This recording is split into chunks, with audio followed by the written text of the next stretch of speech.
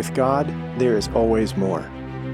More love, more life, more freedom. Welcome to Zoweh's Exploring More with Michael Thompson.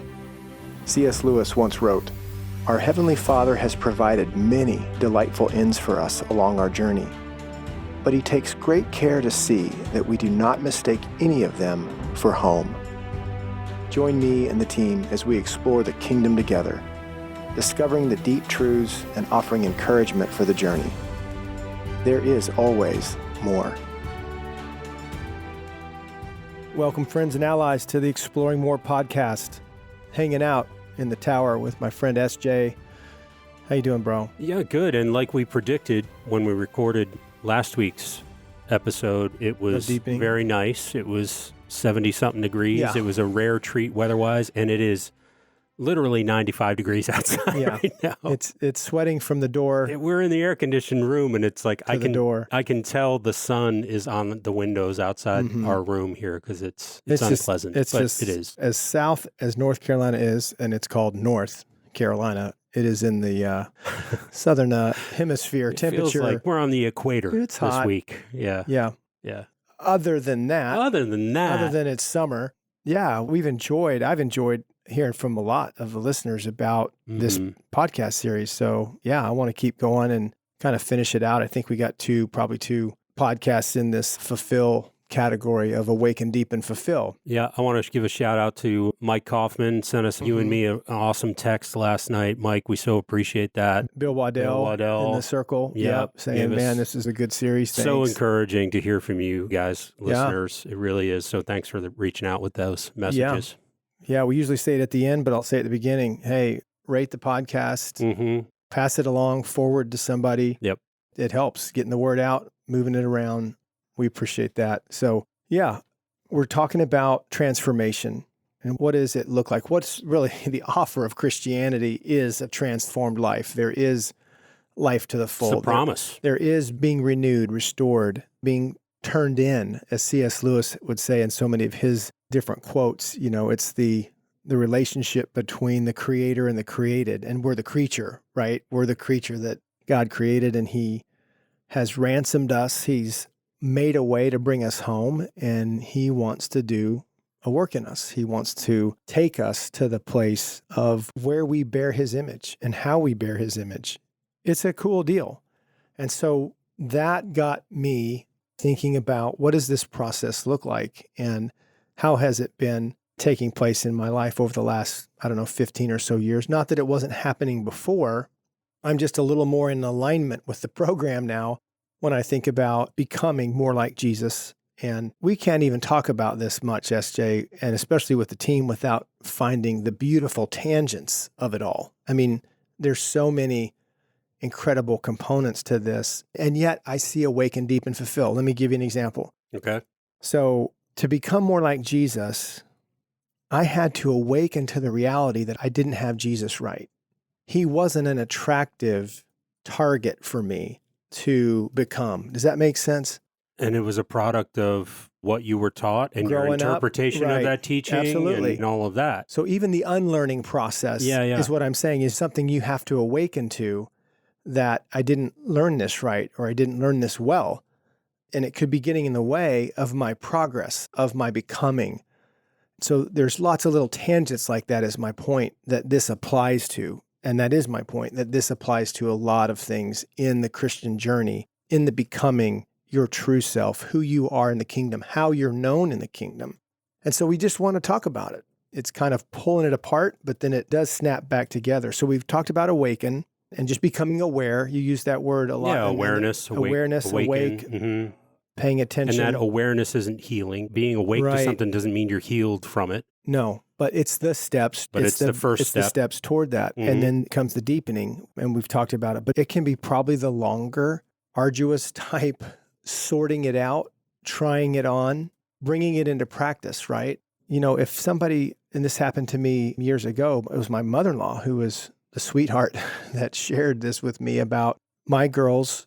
There was an incident with some spilt milk. I've written about this. I've told this story before, but they were at grandma's house, and when one of them knocked over literally some spilt milk, they said, "Don't tell Dad, he'll get angry." So when grandma, my mother-in-law, says, hey, can I talk to you about something, right? Always brace yourself when somebody says, hey, can I talk to you about something? And yet I became aware. I awakened to, I'm having an effect on my girls that I don't want to have. So I'm awake to, this is a problem. Yeah, and what I notice as you tell that story, Michael, and I've heard that story before, but I haven't really noticed this before.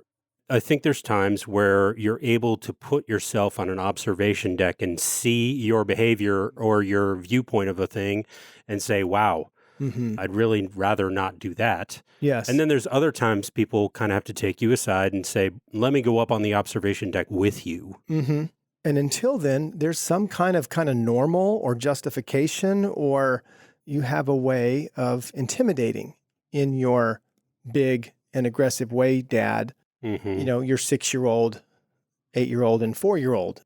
But it was a great gift to come awake to that. And then the deepening process. That's where I think the observation deck really comes in handy. Like, now you have my attention. Yeah. I'm going to walk in this. God, I invite you into this. I'm awake to it, so now I'm going to notice the next time. Show me the hurtful way in me. Show me the nerve that gets hit, the button that gets pushed. Because it's about the nerves and the buttons that lead to your unhealthy, unhelpful, let's call it wounding, which is all synonymous for sin, you know? And so you get to deepen in that place of awareness that turns into practice. That's where I would go with deepen. Yeah, that you're starting to practice something different. And even, Michael, the continued process, as we've talked about, it's more of a corkscrew than a circle because you're moving through time, experiencing these things. I think about that a particular example and would say, you know, I want to be awake and then deepen my understanding of that button that gets pushed. And then I want to be awakened to why that button exists and why it can be pushed. Yeah. And affect me that way. And can I get rid of the button? Can I just install the button? So this is my favorite part of Awaken, Deepen, Fulfill, but it is a journey to get there. It's the healing that might take place. It's the training that leads to accomplish something. Right. So that you move from, I wasn't even aware of this, I was just doing it, to now, okay, now I'm wrestling with the uncomfortable reality that I've been doing something, to the point then I don't do that anymore.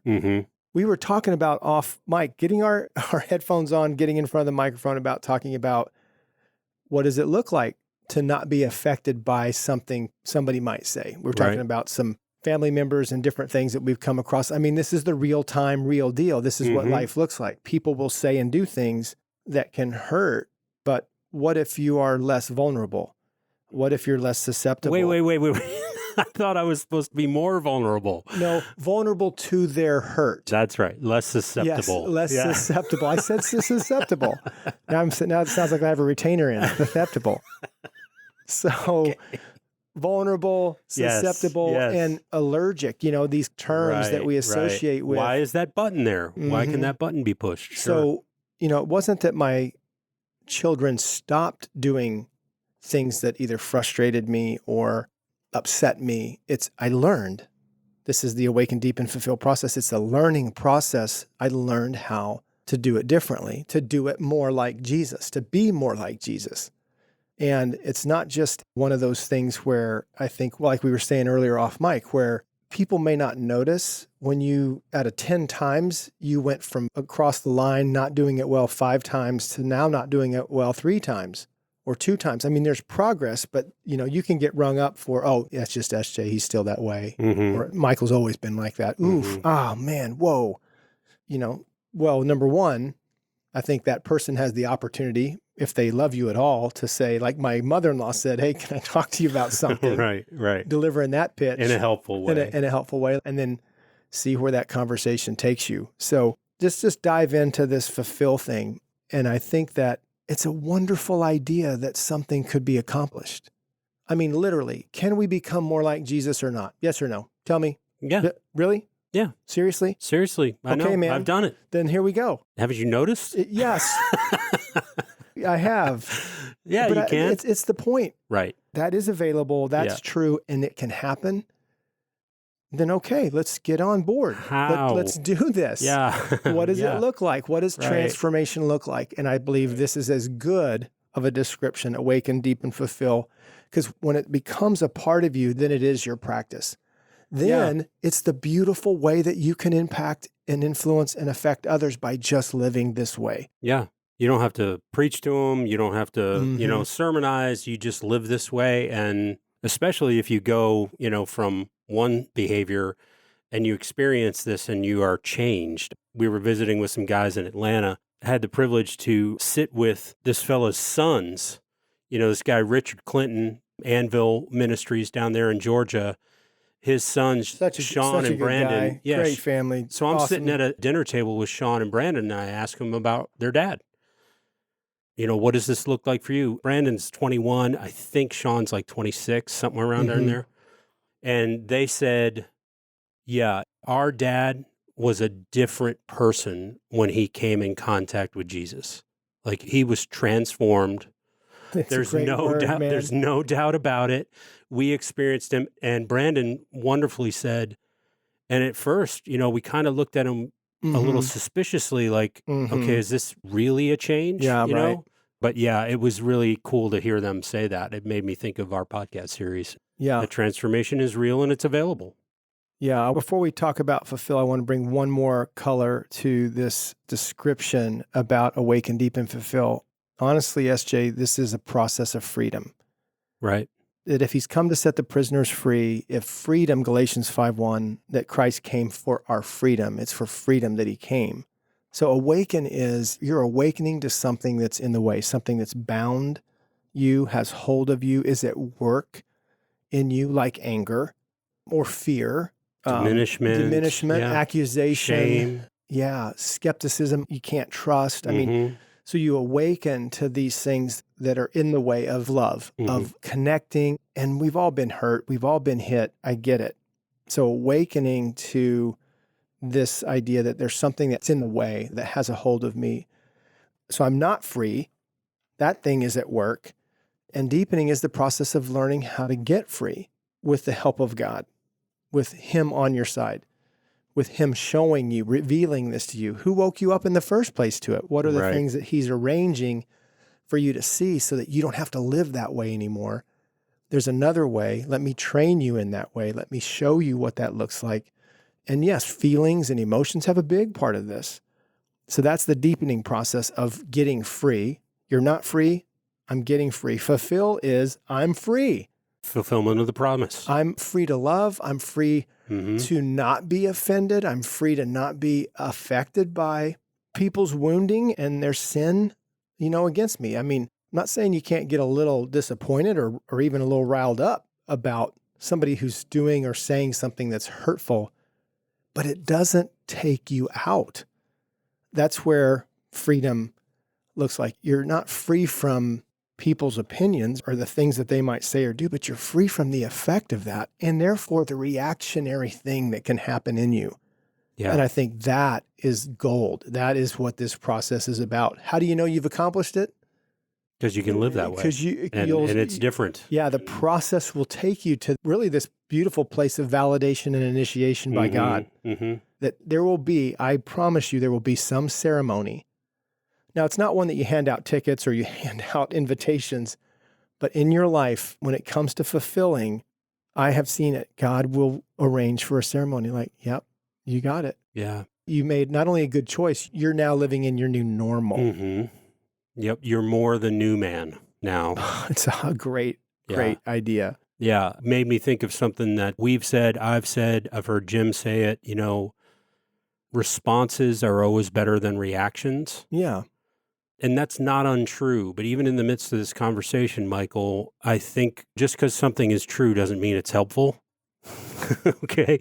To share in a certain way. Yeah, it depends on the timing and the tone and all kinds of things. So I know I've said that to myself and to others. Hey, man, rather than react, why don't you choose to respond? Well, that's a great sentiment. And sometimes we might be able to pull that off. But if we don't get to the root of what causes the reaction, then the response is not available to us. Yeah. What was this story? I know we talked about this and it was offline from the podcast for sure, but there was an exchange that you and I had about that was not even available to me. There was that phrase.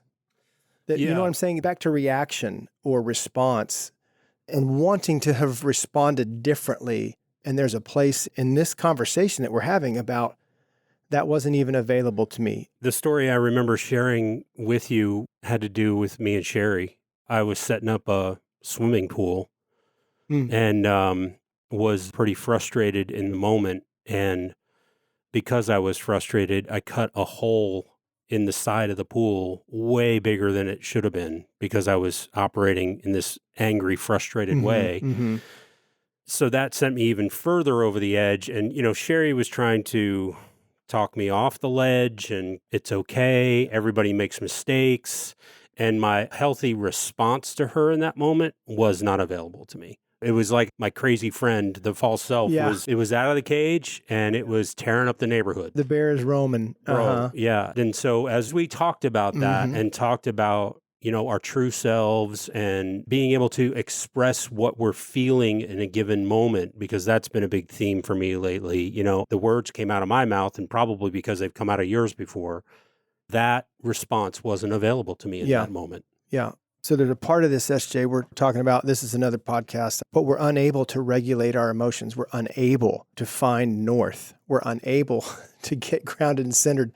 Take it, whatever that is, we're unable. That's back in Awaken. Yeah. And we keep doing it until somebody says, that's really not kind. Or that's really not you. Not you. It's not fun to be with you. When you are taken out by that, which is also a dangerous, potential offensive thing to say. Right. But what are you talking about? But it can be, I'll give you something to be offended about. That's right. So I think this is the idea, though, that if wounding happens in our lives like that, just circumstantially, well, so can healing. Right. So can freedom. Well, that's the promise. So, if the response mechanism is turning in a certain way, we want to walk with God so that it slows. We can see more of it. It stops.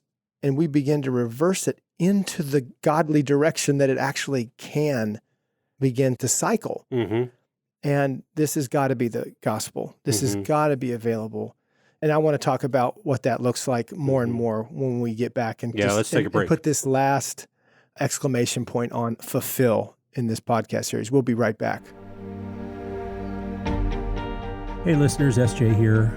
Just wanted to let you know about an upcoming event we've got on the calendar for men. It's called the Heart of a Warrior Encounter West, October 21st through the 24th, 2021, at Young Life's Trail West Camp in Buena Vista, Colorado.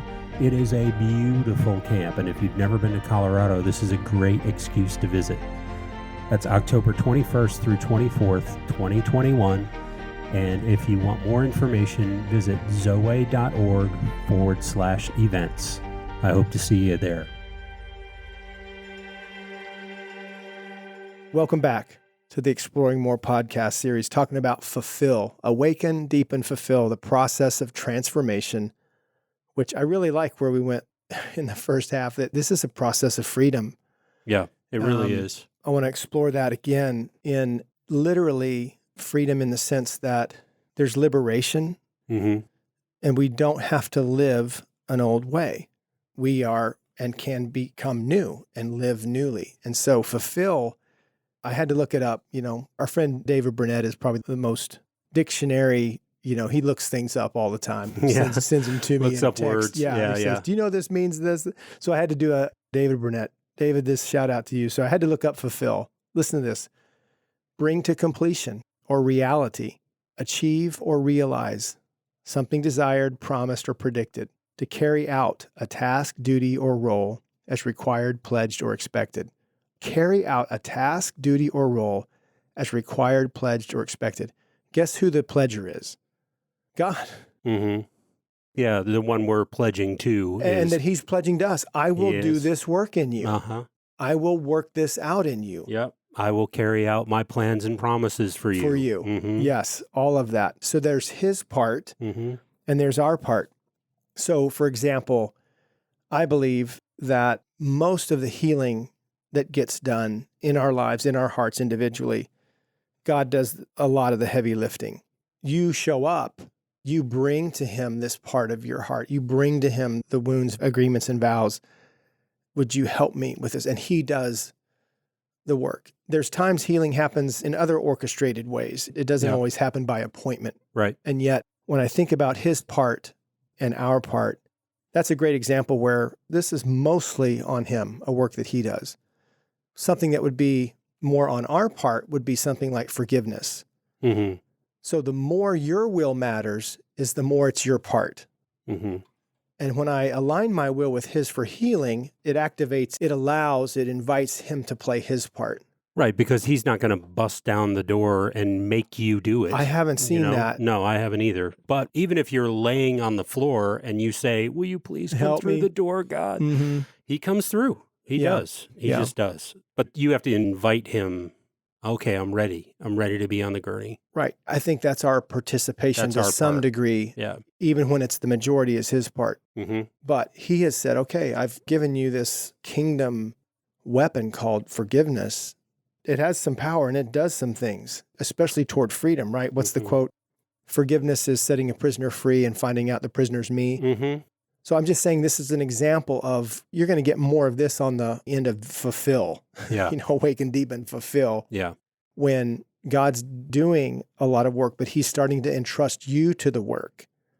And that fulfillment is you then practicing. Your will is engaging. You are taking on this characteristic of God, of Christ, and want to, because you see how important, how powerful, how wonderful it is to live that way. Yeah, in his kindness and compassion, Michael, I would add, he's the best father, right? Mm-hmm. He's not a father that's going to wound you. And I think of times in my fatherhood with my own son where I was asking him to do something, whether it be ride a bike without training wheels or, turn a wrench or help me with something. And there was a part of me that was like, why don't you just understand how to do this? You've seen me do it. You should just know how. Yeah. Oh, man. And That's really interesting. And God is not in that position where he's going to get frustrated with you, listeners, and you and me, Michael. He's not going to get frustrated with your efforts. Yeah. Maybe this is coming up out of me as an encouragement, meant as an encouragement to you, listeners. The point is you're trying in this awaken, deepen, fulfill process. It may not go well. Yeah. You may not feel like you know what you're doing. But God's not going to stand back with his arm folded and said, well, dang it, I don't care how many knees you scrape. You're riding that bike. I'm leaving. You figure it out. That's right. I'll come back when you got it figured out. He's not doing that. He's not so doing funny that. You said that. It just came up the other day. I might have said it. It was something like God showed up and my friend said, really? Did he just show up or did you just wake up? Right. Where's he been? Did you just attune and align with that? I love that, that our words matter. And it was just one of those kind of phrases. And then God showed up. But it was a great challenge, a funny challenge about, no, I saw him. I heard him. I paid attention. He's been there the whole time. He's been there the whole time. But I just haven't been able to see him in it. So when you tell a story like that with your son, or what kind of father he is, what kind of king, Jesus is, how he reigns and rule, what kind of guide and counsel and teacher the Spirit is, I mean, we've got a Trinity on our behalf to do this. That's right. And I think if there's anything that I can get to my friends and allies out there, it is subscribe to this idea. I know it's not perfect in terms of awaken, deepen, fulfill. There's other ways to describe sanctification. But if you will give this some credit, if you will give this some of your attention, you will see more and more and more of it happen. Michael, what comes up in me as you say that is, subscribe to it. Yeah, move forward with it. And then even maybe pick up your journal Great advice. And look back at where you might have already been doing this, but you may not even be able to see that you've been in this process. Bring these categories to a journal. What's he awakening me to? Where's he deepening me? And where's he fulfilling? And you may have several pages of nothing in the fulfill page. If you just did your page in thirds, awaken, deepen, fulfill. But I want to talk about this, and then before we close this one out, the next several minutes, I hope, is what we're describing is a journey of becoming. Yeah. A journey of becoming wholehearted, becoming free. More like Jesus, becoming your true self, becoming wholehearted, becoming healed, becoming free. All of that is the same thing with different shades or different movement towards the same direction. I think of a sailboat. You got the ocean current. That's a thing. It's moving in a direction. You've got the wind. That's a variable. Are your sails up or are they down? You got the cut of the boat. How's it moving through the water? You've got the rudder. How's that aligning with all of these other variables to move in this direction? And then what's the thing that they drop in a ship? It's not an anchor, but a thing that they'll drop just to steady it. Well, in a sailboat, you can drop a centerboard. Yeah, but it's a longer line that carries a weight. Oh, that's how you tell how fast you're going back in the day. It was the number of knots that went out. And it brings some stabilization. It can bring some stabilization. That I don't know about. Oh, man. That's okay. Google it and email us about it. I hate when I bring up an example and cannot finish it on the podcast. I hate that. That's happened to me on stage. It's called before. A something line. Anyway, my point in all this is saying there's a part of it that's freedom. There's a part of it that's healing. There's a variable that's becoming. All of it is, though, in a direction of Jesus as an image bearer. We are getting to become like him. And so it's the journey of becoming. And I want to talk about this because it's, something I'm enjoying. Robin and I are enjoying a ton. But can we talk about The Chosen just for a few minutes as we wrap this up? Yeah. If you watch The Chosen, if you've seen all the episodes, that's awesome. But if you watch The Chosen in light of Awaken, Deepen, and Fulfill, and The Chosen is really a series about the disciples, even though Jesus is still the star of the show. He's the main character. But they develop these characters called disciples. Right. Yeah, we talked about that last episode, that in the New Testament, you can see the awakening of the disciples. You can see the deepening. Yep. And then the fulfillment, like you said last week, was their letters to the churches. Yes. So here they are. They really don't know really what's going on. Mm-hmm. He's going to give them power and authority. When I go back to The Chosen, they just now at the end of season 2 are hitting the Sermon on the Mount. We're only in Matthew 5 and 6. Wow. When it comes to this journey that Jesus is on that we call the Gospels. Yeah. But yes, the book of Acts is a deepening, taking what he gave them, what he entrusted to them, all that he awakened them to about how the kingdom works, who they are in it, and lo, I am with you always. Oh my gosh. And they then become these characters that have and wield power and authority from their Savior, Shepherd, and King.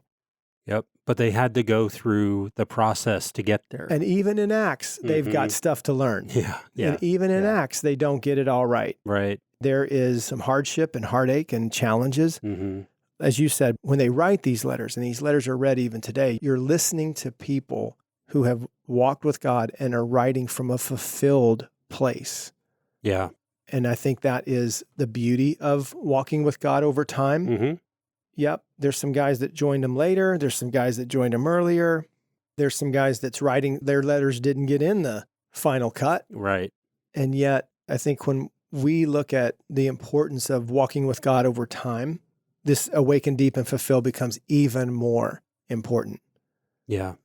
I look at my first couple decades as all awakening. I look at my late 30s, most of 40s, and some of 50s as deepening. Mm-hmm. And I want these things to be true. I don't want to be wrestling with some of this stupid shiz at 70. Now, there's going to be things at 70 that are new. I've never been there before. I'm not really talking about that, but I want to bring this identity that I have and the unique way that I bear his image into my 60s, into my 70s, and see a couple decades, I hope, of a life that's fulfilled.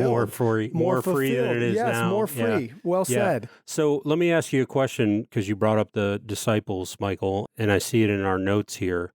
I'm going to make a statement, and I would love for you to respond to it. Okay. And listeners, I'd love for you to respond to this statement too.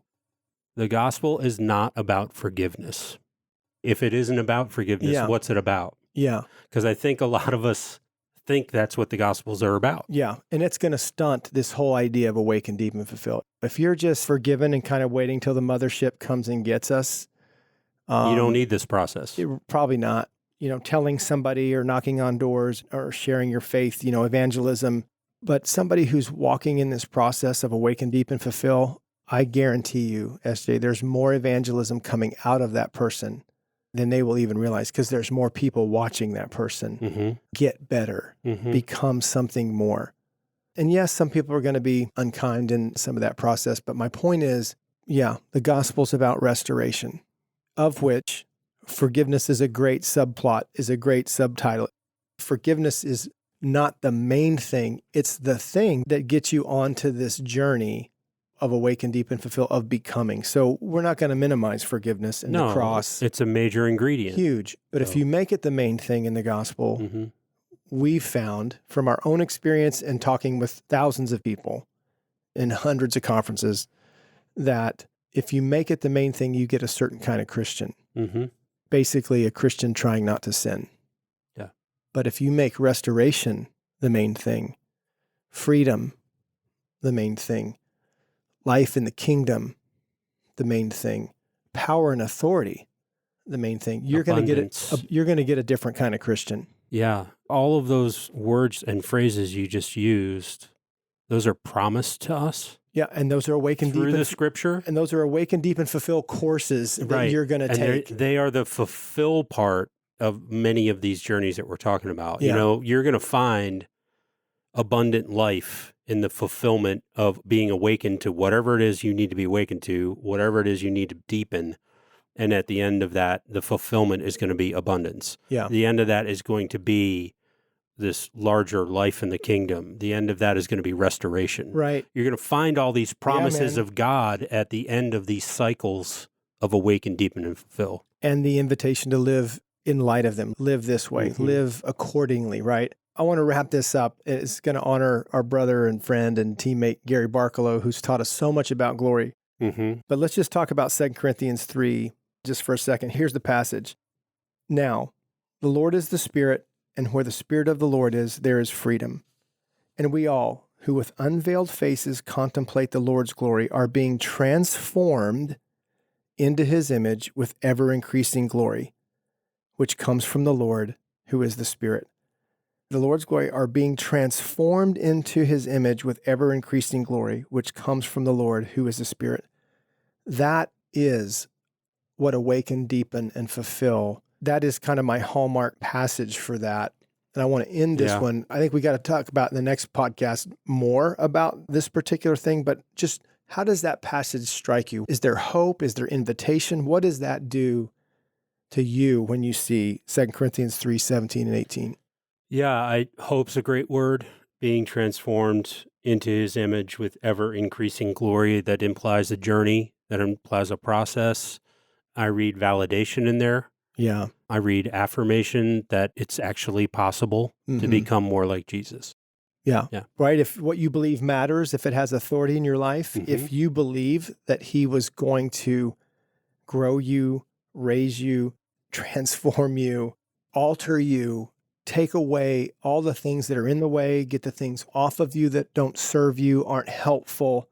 This is a pretty exciting idea and a pretty exciting story and a very, very true to the epic story characters that we see. That as the story goes on, they become more. Yes, there are those that slide. There are those that become the villains. I mean, every epic story has those because our story does. Right. But I think this idea of ever-increasing glory, wait, I have some of that?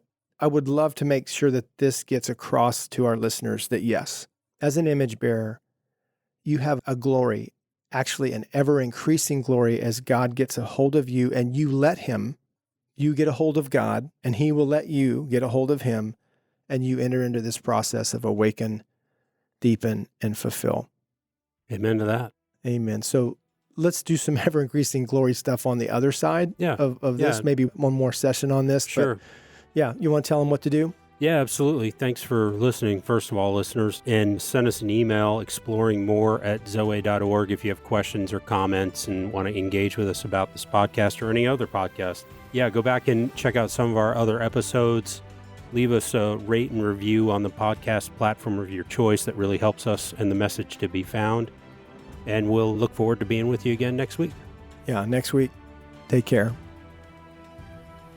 We hope you have enjoyed this episode of Exploring More. The landing page for this podcast is zoweh.org/podcast. That's ZOWEH.org/podcast, where you can find the show notes and various platforms to which we broadcast. You You can also find us and the Life of More by visiting Zoweh on YouVersion Bible app, Right Now Media, our Facebook page, and Zoweh on Instagram and Twitter. Remember, with God there is always more, and you were made for more.